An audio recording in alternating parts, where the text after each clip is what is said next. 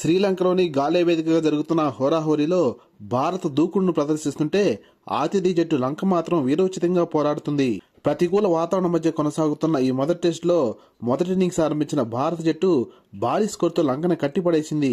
అనూహ్యంగా జట్టులో చోటు సంపాదించి ఫస్ట్ డౌన్ వచ్చిన దేవదత్ పడిక్కల్ 230 బంతుల్లో 167 పరుగుల భారీ సెంచరీ చేయగా ఓపెనర్ కేఎల్ రాహుల్ 82 పరుగులు చేసి భారత్ కు బలమైన పునాది వేశారు.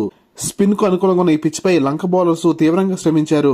ఇన్నింగ్స్ చివరిలో ధ్రువ్ జురెల్ 51 పరుగులతో రాణించగా భారత జట్టు తమ మొదటి ఇన్నింగ్స్ లో 462 పరుగులు రాబట్టింది. లంక బౌలర్ ప్రభాత్ జయసూర్య 4 వికెట్లు పడగొట్టి రాణించాడు. అనంతరం తీవ్ర ఒత్తిడితో తమ మొదటి ఇన్నింగ్స్ ఆరంభించిన లంకను సిరాజ్ ఆరంభంలోనే భారీ దెబ్బ కొట్టాడు.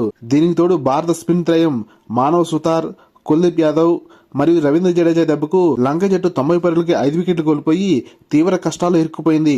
ఫాలో ఆన్ ఆడే దిశగా వెళ్తున్న లంకను కాపాడుకుంటూ ఆ జట్టు బ్యాటర్ సోనాల్ దినుషా 100 పరుగుల అద్భుత సెంచరీ చేయగా వికెట్ కీపర్ దిక్వెళ్ల 81 పరుగులు చేయగా లంక భారీ ప్రమాదం నుంచి బయటపడింది. వీరిద్దరు అవుట్ అయిన తర్వాత లంక బ్యాటర్స్ భారత బౌలర్స్ ముందు ఏమాత్రం నిలవలేకపోయారు.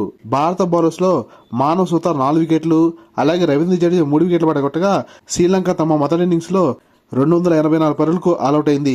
మూడో రోజు ఆట ముగిసే సమయానికి భారత జట్టు 178 పరుగుల ఆధిక్యంతో నిలిచింది. 4వ రోజు ఉదయం భారత జట్టు తమ రెండో ఇన్నింగ్స్ ఆరంభించనుంది. లేటెస్ట్ క్రికెట్ అప్డేట్స్ కోసం ఈ వీడియో లైక్ చేసి ఛానల్ సబ్స్క్రైబ్ చేస్తాను ఆశిస్తున్నాం. Thank you for watching.